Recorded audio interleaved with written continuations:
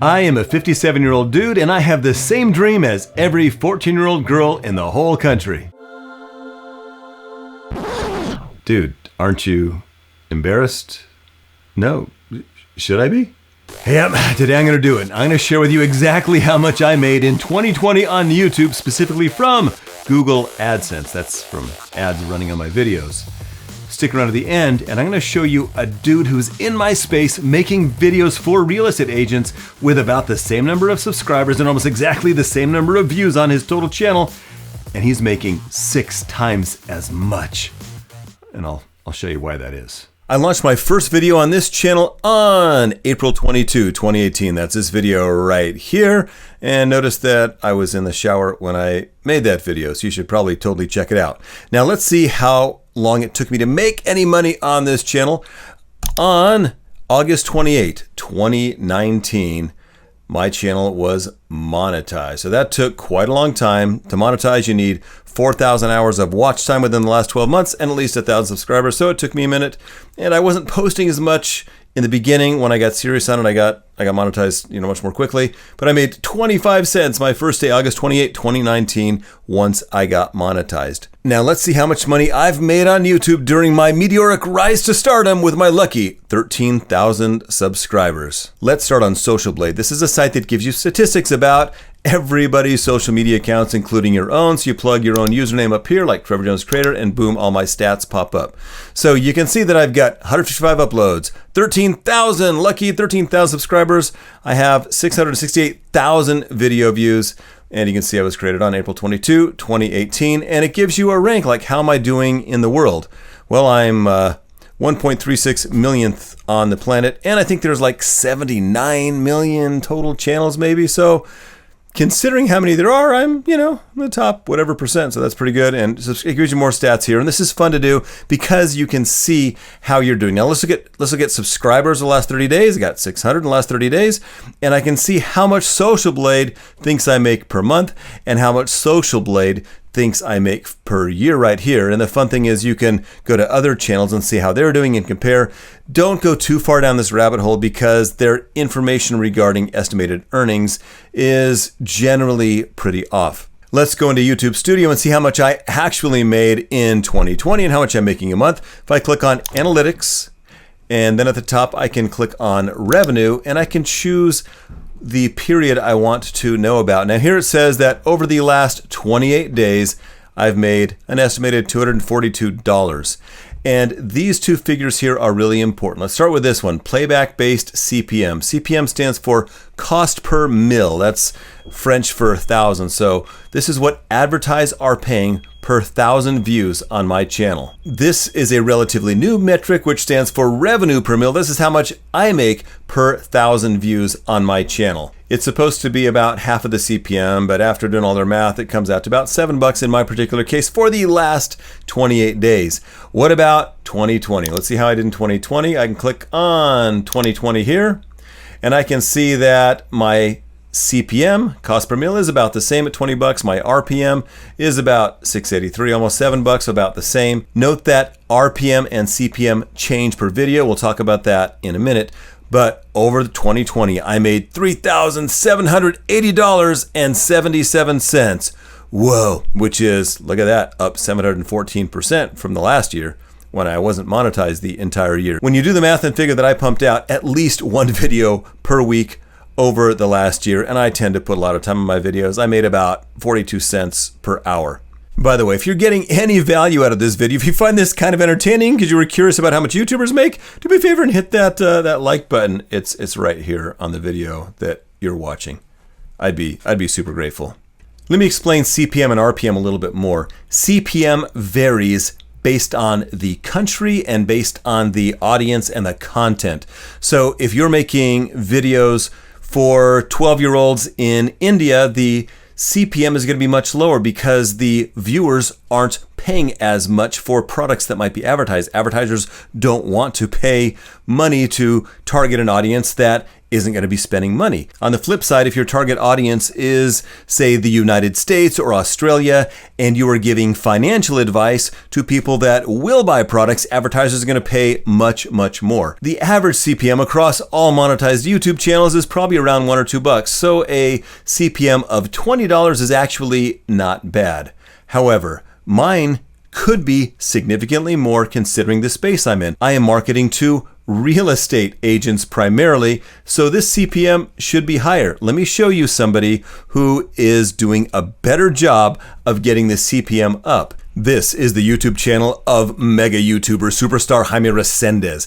He targets specifically realtors and teaches them to generate leads online, both organically and through paid advertising on platforms like YouTube and Instagram and Facebook. His channel has, well, let's go ahead and compare him in Social Blade. Let's look at my channel versus his channel. We can see that my Social Blade rank is 1.3 million. He's 1 million. So he's pretty far ahead of me. Subscriber rank, he's a little bit farther along than I am there. Views rank, we're almost neck and neck for the number of views that we have. Subscribers, I have 13,000. He has 14,800. Bear in mind that a few months ago, I had more subscribers than him. Look at video views, 668,000 for me, 671,000 for him. So we are neck and neck on views. And here's where things start to get explained. I've uploaded 155 videos where Jaime has uploaded more than 4 times as many as me, 679 uploads. This guy is a beast. He doesn't stop working. He is uploading daily. He's uploaded daily videos for over a year. This guy is a working machine. And if you look at monthly projections, it looks like he should be making a little bit more than me, and yearly projections a little more than me. But as you've seen already, that these earnings projections are way off. Now, I paid the Russian hacker to get actual information on Jaime Resendez, and here's what Jaime is actually making. If you're serious about growing your real estate business with video, you need to jump over to videosecretswebinar.com, where I'll show you how to create videos that will get potential buyers and sellers watching your videos. I will help you niche down so you can blow up and really grow your business. So check that out right now. These are Jaime's highly classified YouTube analytics. And you can see that for the year 2020, Jaime made $23,000, whereas I only made $3,000 and change. His RPM was 42.43, which is huge. Remember, mine was about $7. His playback-based CPM, his cost per mille, what advertisers are paying to advertise on his channel, almost $80. Mine was like 20, so 4 times better than mine. So what's the secret? Why is Jaime making so much more than me from Google AdSense? Well, let's look at the basics. He is like 1/4 my age, number one. Number two, the dude's the freaking doppelganger for a young Antonio Banderas. I have no possible way to compete with that. Actually, although those things may help, he is definitely better looking and younger than me. He's also my buddy. He shared this stuff with me. We communicate all the time. One of the primary reasons that Jaime's RPM and CPM are so much higher than mine, and as a result, his estimated revenue being so much higher, even though we have almost the same number of views, well, it comes down to this, guys. If we jump back on Social Blade, we can see that even though we have about the same number of views, he has way more uploads than me, like 4 times as many. Next, if you look at his channel, you can see that all of his videos are targeted directly to realtors, marketing for realtors. He's very consistent in making sure that all of his videos are made for realtors. Whereas if you jump on my channel, some of my videos are made for a much broader, more general audience. They all can and do apply to real estate agents, but they can also apply to a very, very broad audience, such as, I quit caffeine for 30 days, or how to be confident on camera, or don't set goals. Those could be for anyone. And I might mention realtors in most of these videos, but they aren't as highly targeted as Jaime's videos. By the way, Jaime's channel is amazing. You should subscribe to it right now. His link is down below. What's my problem? Well, it's vanity metrics, man. Sometimes I make videos because I want to get views. If we sort by my most popular videos, right here, most popular, I can see my most popular video is not targeted to realtors. It's how I use movie clips in my videos and fair use and how to find and download movie clips and how to post to Instagram. So my top 3 videos aren't even targeted to realtors, and that's because I want the views. And I got a bunch of views, but guess what? A lot of the people watching these viewers are probably 12-year-old kids that are trying to figure out how to rip off movie clips and don't have any money to spend on products that are being advertised on YouTube. Therefore, advertisers aren't going to pay to put ads on these videos. So yeah, I'm doing it wrong, and I'm aware. Remember when I said that CPM, the cost per mil, or the amount that an advertiser is willing to pay to advertise to 1,000 viewers of your videos, is different depending on the video? Well, let's have a look. My #1 video of all time, over the lifetime of my video, this how I use movie clips in my video, has made me $400, $409.